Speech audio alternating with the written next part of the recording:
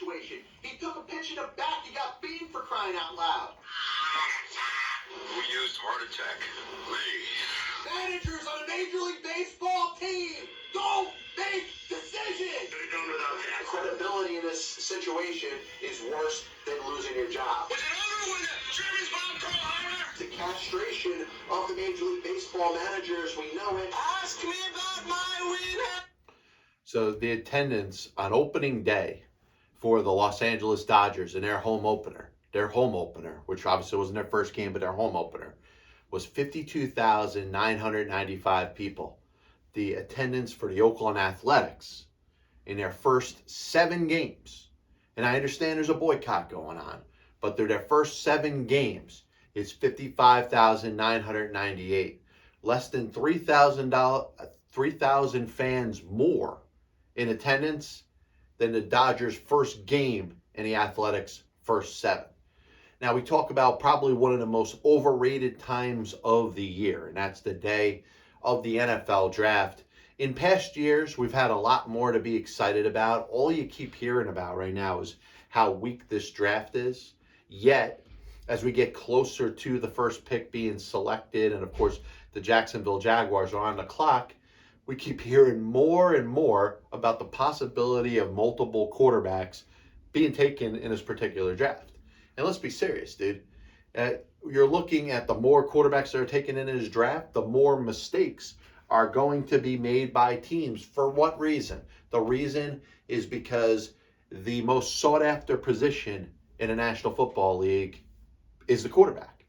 And even if there isn't quarterbacks, all people are going to do is just study the quarterbacks and keep looking at somebody and watching tape and continuously overhyping somebody until they start to believe in their talents. And listen, it's not that the 4 major quarterbacks, the 4 top quarterbacks that are likely to go, if not on day 1, but day 2 of the draft. And for those that don't know, day 1 is the first round of the draft. Day 2 is rounds 2 and 3. And then day 3 is rounds 4 through 7. It's the way the NFL has been over the last couple of years.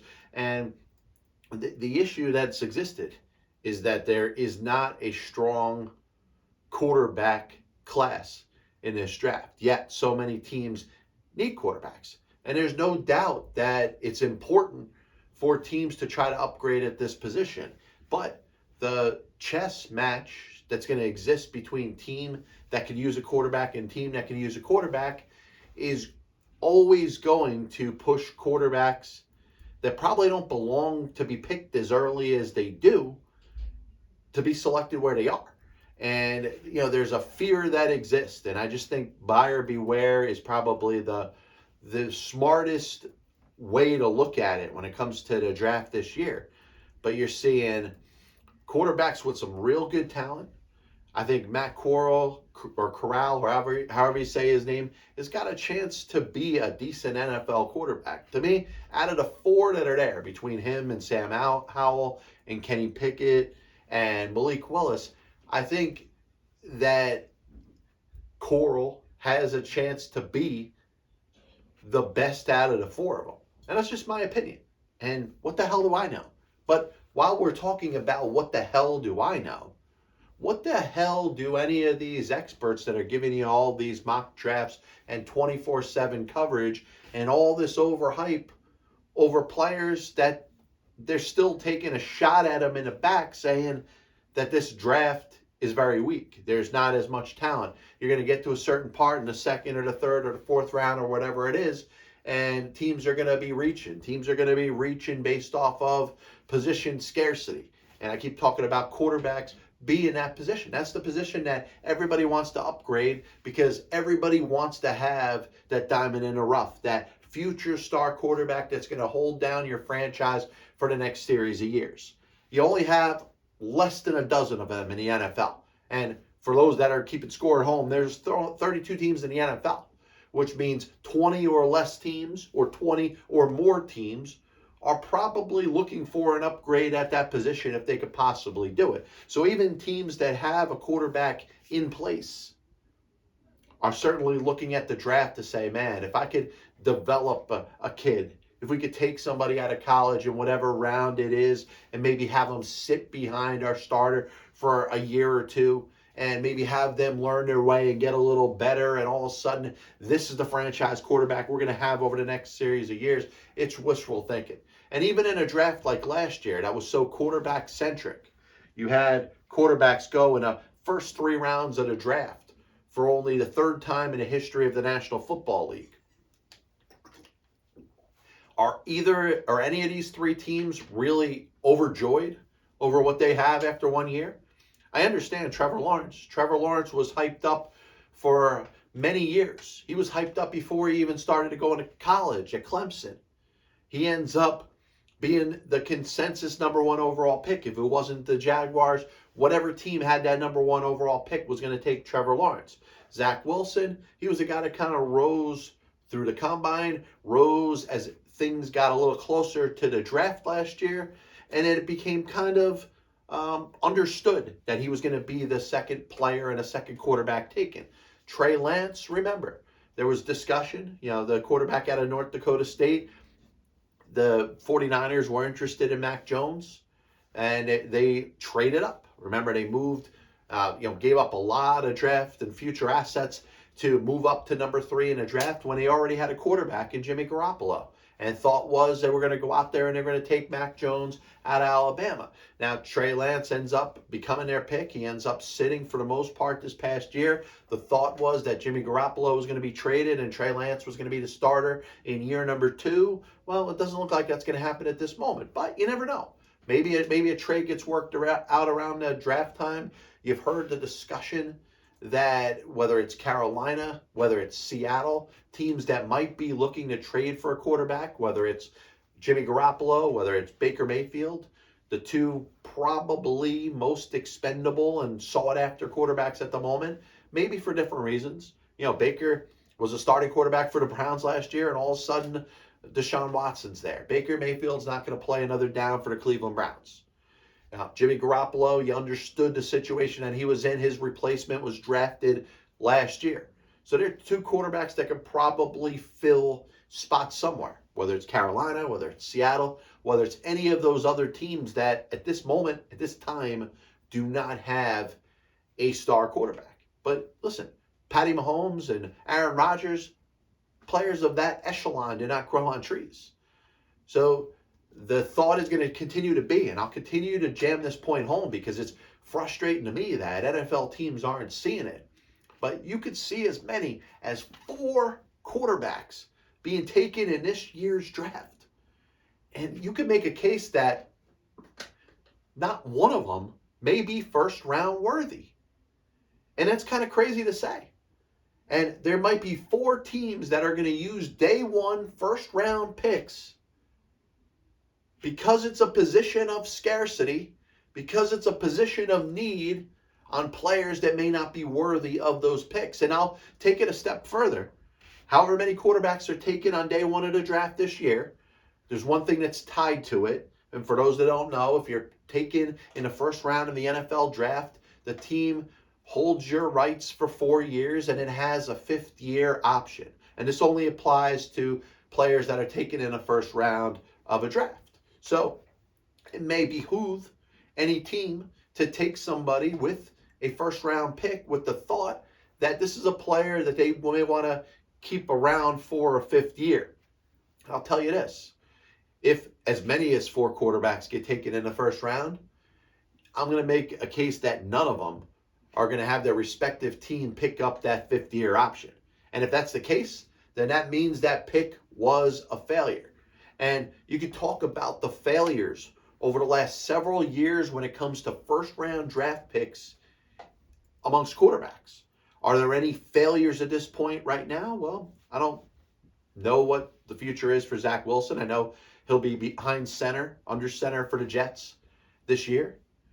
He had a bad season last year. Trey Lance hasn't played very much. Mac Jones looked pretty good. Trevor Lawrence had some ups and downs. And of course, you got the Justin Fields in Chicago. You're going to get going to be able to run that offense again. There's 5 teams that probably believe that the 5 quarterbacks that they selected in the first round last year are going to be starters going forward.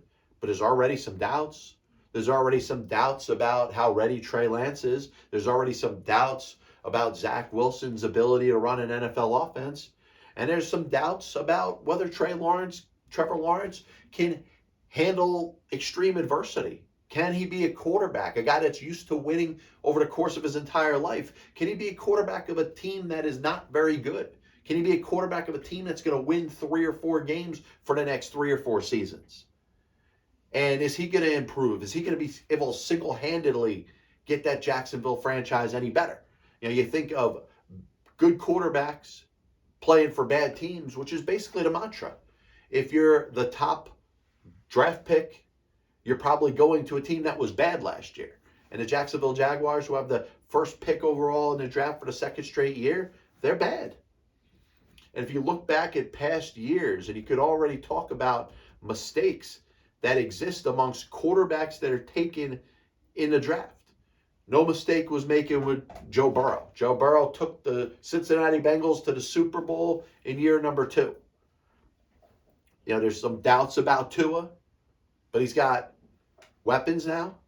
There's going to be a lot more pressure on him this year, but he's still there. Everybody loves Justin Herbert. They're putting him in a Hall of Fame, you know, after 2 years in the NFL.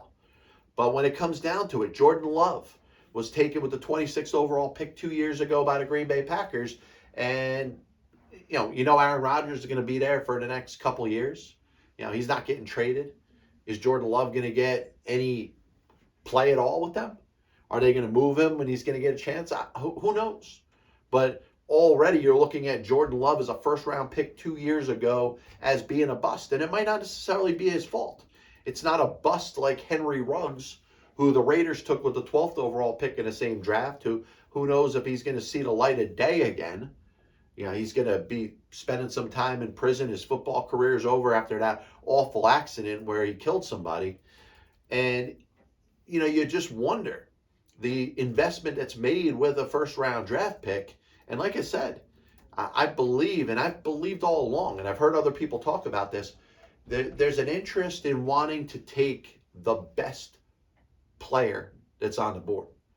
And you can talk about it, whether you're debating whether you believe it makes sense or not. Sometimes you have a certain position need, and you take the best player at that position. Now, Dwayne Haskins was taken with the 15 overall pick 3 years ago with the Washington then football team, now Commanders. And of course, Dwayne Haskins tragically was killed a couple weeks ago in an awful accident. And may he rest in peace, Godspeed to him, and hopefully everybody that was close to them is getting the healing that they needed. This is a sports show, so we're talking about a sport element, but a 15th overall pick out of Ohio State, a very good school, a very well-respected football program. Many players have gone to Ohio State and had great careers in the NFL. And Dwayne Haskins was out of Washington after 1 year. He was with the Pittsburgh Steelers as a backup. Maybe he had a chance to compete this year. It's probably not a fair story to tell. To call him a straight bust, well, he doesn't have the opportunity to redeem himself. Was still in the league, and like I said, would have been in competition with Mitch Trubisky with the Pittsburgh Steelers to be Ben Roethlisberger's replacement. Daniel Jones, the same draft, was taken number 6 overall. Now, the Giants are going to try to give him as many weapons, give him the best when it comes to offense in regards to Brian Dable, and you're going to find out pretty soon whether he's going to be the quarterback of the Giants going forward. But when you look at these picks, I mean, I don't look at Daniel Jones and say, hey, it was a home run. And obviously, Kyler Murray came from that same draft, and you have the decision that's being made with the Cardinals of when should they extend him. I identify Kyler Murray as that type of quarterback that's worth investing in. You look at a draft the year before, Baker Mayfield going number 1 overall. Anybody could have him. Basically, at this point, the top 2 quarterbacks who were taken in the first 3 picks of the 2018 draft can now be had by anybody. The Carolina Panthers, hey, maybe they'll have both of them under center at some point this year. So To say that those picks have not worked out might be an understatement. I wouldn't necessarily call them bust because they're not out of the league yet. But Darnold is in no guarantee of being the starter for the Carolina Panthers this year. Somebody might be drafted today on day one, whether it's Malik Willis, whether it's Kenny Pickett, probably the two most sought after quarterbacks. And I still don't believe there's a quarterback on this draft board that is worthy of being selected in the first round. But there will be because of the position scarcity. But Josh Allen goes 7 in that draft to the Buffalo Bills, and he's a star quarterback. Josh Rosen is barely in the league. So you talk about 1, 2, 3, 4 out of those quarterbacks that were taken within the top 10 of this draft. All were very sought after. All were very argued over whether one thought one was better. Some people thought Josh Rosen was the best out of all 4 of them. And not a lot of people believed that Josh Allen was the best out of all 4 of them. And guess what? Josh Allen, by a mile, is the best quarterback out of those 4 that were taken in the first 10 of that draft. That being said, 3 of those quarterbacks could, number one, all be playing for the same team if they wanted to, or if the team wanted to. And there's a chance that Rosen could be out of the league very soon. And the discussion about that draft was how sought after these quarterbacks were. And I think the problem that exists is that just teams out there want that position to be solved for them. They want to have their quarterback under center for the next several years. And it's hard to get in free agency because any quarterback that makes it to free agency is there for a reason. Good teams or teams that identify their quarterback are locking him up. Lamar Jackson goes in the same draft, and where's he selected? He's selected 32nd overall by the Baltimore Ravens. He's won an MVP already. And he's, outside of Allen, and maybe you could put him up in Allen's pedigree or class. But, I'm taking Lamar Jackson over Baker Mayfield. I'm taking Lamar Jackson over Sam Darnold and certainly Josh Rosen. So it's a lot of ambiguity that exists because there's uncertainty over what you're going to get here. And, hey, injuries could happen too, which I don't even think is part of the conversation because anybody could get hurt at any time. I could be speaking, and at one point my voice could go away forever. There's a player that could be walking home from the beach, and all of a sudden his leg could shatter, and he'll never be the same again. So injuries aren't even a major part of the deal. But, the defensive players and offensive linemen that are headlining this draft, I think there's ways that teams can improve. And I think the teams that have the chance to have the best draft are going to be the ones that stay away from selecting a quarterback in the first round. And if you look at Trevon Walker, Aiden Hutchinson, I think amongst those 2 players, they're pretty much expected to be the top player taken or within the top 2. I think there's teams that are going to overrate the quarterback position, like I keep saying, but then there's other teams that are going to be like, let me look at the best player.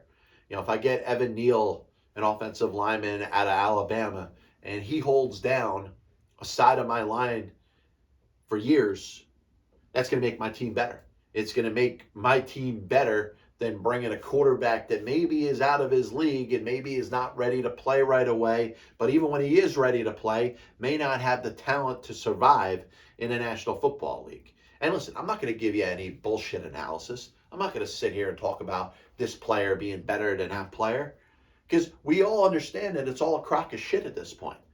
You listen to people talk about it that don't know enough themselves. All they keep telling you is how bad of a draft this is. Yet, they're going to keep hyping up these players as we go from day 1 to day 2 of the draft. You're going to hear players in a second round that were being badmouthed by these same insiders and experts, and all of a sudden they're going to turn the other way and tell you how great they're going to be or how good of a pick it is for an individual team. And then you look at other aspects. You're gonna have people that are gonna badmouth some player that's taken in the 5th round, and all of a sudden he's gonna turn into something good. I ain't here to give any draft analysis. You know what? We'll see what ends up happening. I'll listen a little bit to some of the analysis, but we ain't going to know anything about any of these players. And this applies to any freaking draft, not just any NFL draft, but any sports draft to begin with, until I see that player perform on the field or in basketball on a court or hockey in the ice. Now, as we swing over to baseball, I didn't get this off my chest in the last PBS we did on Monday of this past week. You had the incident with the fans at Yankee Stadium and Miles Straw running up and basically challenging him to a fight. Stuff was being thrown on the field. And, I've spent probably more time than I needed to kind of sitting on it. And you're in a position where it's very hard to criticize fans. But listen, there's fans of the Yankees that are going to be judged forever because of what these few fans did by throwing stuff on the field. And there should be, similar to where it's very hard to go after and say the fans were wrong and the fans can't do this. It's very hard to stick up for somebody that decides to throw stuff on the field and potentially hurt somebody. Yankee Stadium is not the only stadium in baseball that has had fans act unruly and be like this. But if you're a fan of the Yankees, the first thing you think of is, man, my name and my reputation as a fan is on the line, and I'm being unfairly judged because of the actions of a couple assholes. And I think this applies to any profession out there, because listen, being a fan is a profession. It's something that you do. You may have an employment as a worker to do whatever you do, but you go to X amount of games a year. You watch X amount of games on television. You sit down in a chair and you declare yourself the fan. It's a profession. You invest time of your life in it. We all invest different levels of time in it. Some people are more casual. Some people say, hey, I root for this team. I own a hat, but you know what? I don't go to many games. I don't really watch that many on TV. But, if the team happens to be doing good, I'll be happy. And then there's other people that buy season ticket plans. They go to 81 home games of their favorite team each year. They go to spring training every year. They make sure, they go to every postseason game their team makes it if they're lucky enough to get there. But all those fans are probably feeling the same thing. Some of them will act for the other group of fans and throw stuff on the field. And the millions and millions of fans, in some cases hundreds of thousands, in the Oakland Athletic cases, what are we talking about? Tens of thousands of athletic fans at this point that give even the slightest bit of a shit. And I understand part of their attendance problems have to do with the stadium. Part of the attendance issues have to do with the boycott by the fans and their decision to not go to games because they don't feel ownership is supporting the franchise. This past year, you look at some of the trades that were made, whether it's Chris Bassett, whether it's Matt Olson, Matt Chapman. They couldn't wait to get these players off the team because they don't want to pay them. You need a new owner in there. That's the problem. But that being said, fans take stuff like this to heart. If there's a fan of the team that I root for that's throwing stuff on the field, I want to search that fan down and I want to have a talk with him because that person is making me look bad. Just like a police officer that serves, does everything he can to protect the people, takes his job seriously, puts his life in jeopardy every single time he goes out there to work, and then he has to be judged because some asshole can't do their freaking job. That would bother me. Somebody in my position that does what I do that isn't doing it correctly. And that applies to fans too. So I don't pay as much attention to what's out there and what people are saying. But if I'm a Yankee fan, I'm pretty freaking pissed off that fans stoop to the level of throwing stuff on the field, especially for the majority of them that would not do that. That's painting an improper picture of what the true fan is.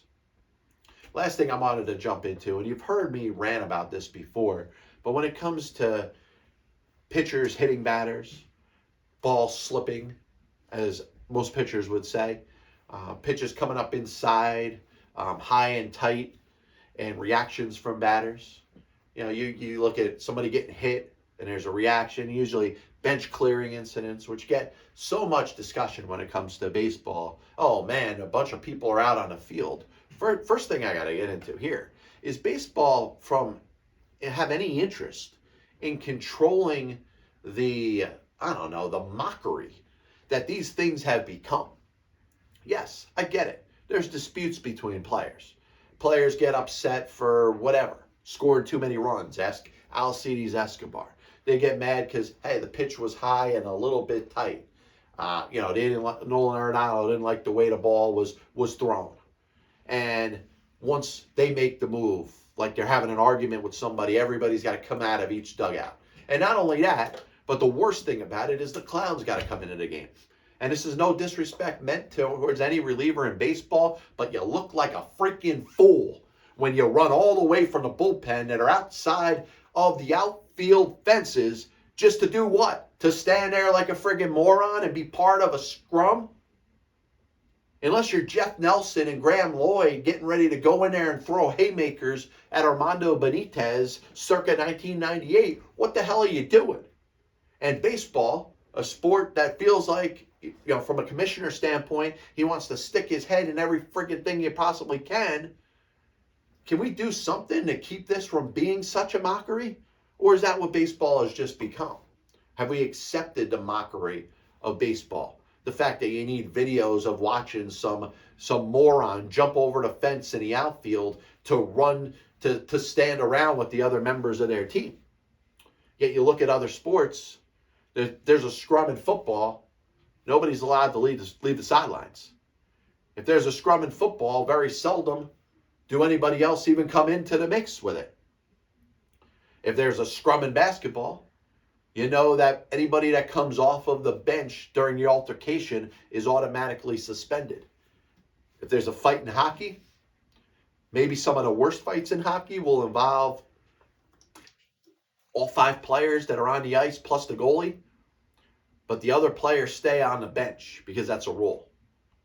How come baseball hasn't instituted anything like that to keep these from just embarrassing the sport? Nobody's getting hurt. Nobody's being prevented from getting hurt by having whatever we're talking about, 70 or so players and coaches and, analytics staff people running on the field to do what? To sit there and hug, to sit there and hold one person back that has no interest in throwing a punch but wants to look like a friggin' wannabe tough guy? And you're going to sit here and watch this over and over again. And I know I pick on the relievers a lot. And the relievers, listen, they're just as much a part of the team as anybody else that's in that dugout. And I feel for them. I feel for the fact that they're stuck in the outfield somewhere. And if anything serious like that happens, they don't have the same access to the field and the players in the dugout. And I totally get that. It's not their fault. I blame the system. And the fact that anybody's allowed out of the bullpen and isn't subject to any sort of suspension, maybe if there was, maybe if you leave the bullpen and you're suspended, people wouldn't run out of the bullpen. Or maybe you let the 9 players on the field handle the situation that's going on. And you say, oh man, well, if there's nobody on base, then it's 9 players against 1 player. And that's where the defense starts coming in.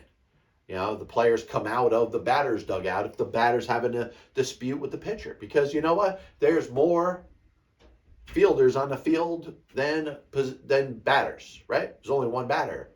I get why it happens. But why isn't there any control set to change these things? And once again, if you want to go out there and call what happened between the Mets and the Cardinals yesterday a brawl, how's that a brawl? Who was fighting? Nolan Arenado was yelling things and he shoved the catcher. And Pete Alonso got thrown to the ground. That's a fight? That's a brawl? Are we redefining what we think brawl is because we don't see anything like that in baseball? And trust me, I'm not advocating any sort of serious altercations or fisticuffs or assault to happen on the field. But we're looking at sissy fights. We're looking at one guy yelling at somebody with 4 more guys holding him back. And coincidentally, said guy that's yelling at said other guy is getting louder the more held back they are because there's no way they're getting to that person. I wonder if baseball will consider doing something to limit the amount of people that are coming out of the dugout. Listen, I may be okay up to a point. Hey, if the bench is clear, you understand. Like I said, you got 9 fielders and 1 batter. So if batter is in an argument with somebody, he's got nobody there to defend him, while the guy on the field, whether it's the pitcher or somebody else there, has 8 other people that could come to their defense. So I'm not saying ban people from leaving the bench. But you tell me that there's any need for it to be okay for anybody to come out of those bullpens, I'm listening. You can keep telling me, come on. I want a good answer. Hit me with the comments, whatever it is that you got to tell me, because, you know, if there's something or some element that I need to be educated with this, I'd like to know. And please educate me. And like I said, you could be a former major league pitcher, relief pitcher, or an active pitcher, and you say, hey, I just want to go out and help my teammates. What the hell are you doing? You're not helping your teammates. All it is you're saying, hey, I want to be part of the camaraderie. I want to be part of things. I'd say move the bullpens closer to the dugouts, and maybe I'd think differently. But like, I have no other thought that comes to my mind when I see bullpens start to empty, especially when they got to come across the entire field and say, hey, here come the clowns. Here's the clowns. Send in the clowns. It's a freaking clown show. This is the Pass Ball Show, brought to you by JohnPLA.com, by St. Aloysius Church in Jackson, New Jersey, by 2A's One Passion Food Truck, located in Scranton, Pennsylvania. We'll be back with you we're probably looking at a little bit of time, probably next Wednesday, another edition of the Pass Ball Show. Maybe a little bit of a recap of the draft, whatever it is that we saw. Like I said, I feel for any team that takes a quarterback in the first round. I will make this point, and I'll back it up when it's proven right. There's not going to be a quarterback that's selected in the first round of this year's draft that's respective team or any team they end up being on is going to consider taking their 5th-year option. God bless you, and as always, I'll see you on the other side. Chris Bryant was on the Chicago Cubs roster opening day. I have many leather-bound books. My apartment smells of rich mahogany. Why don't you give it all or a majority to the team that wins the freaking World Series? I was going to listen to that, but then I just carried on living my life. I may come out as the biggest Major League Baseball manager apologist. That'll only make someone work just hard enough not to get fired. Because hitters are going out there saying, I'm either going to hit a home run or I'm going to strike out. And if I don't get a pitch that I feel like I can drive out of the park, I'm not even supposed to be here today. especially prospect whores and hoarders, are going to be a little pissed off at me when I say this. I'm a dude, playing the dude disguises another dude. There are only 2 managers in baseball's Hall of Fame who have losing records. One of them is the iconic Tommy Mack, who you could say, in spite of winning 5 World Series championships as a manager, could be in as much as a pioneer.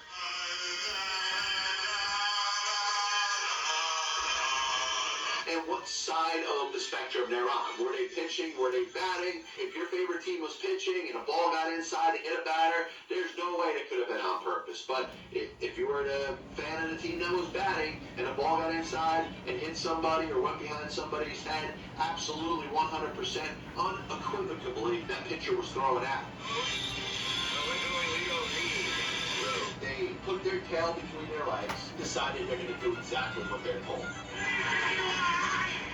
You damn well right better give him a contract extension. You damn well right better make him the manager over the next series of years. 35 years ago, I could have loaned your parents the money for an abortion.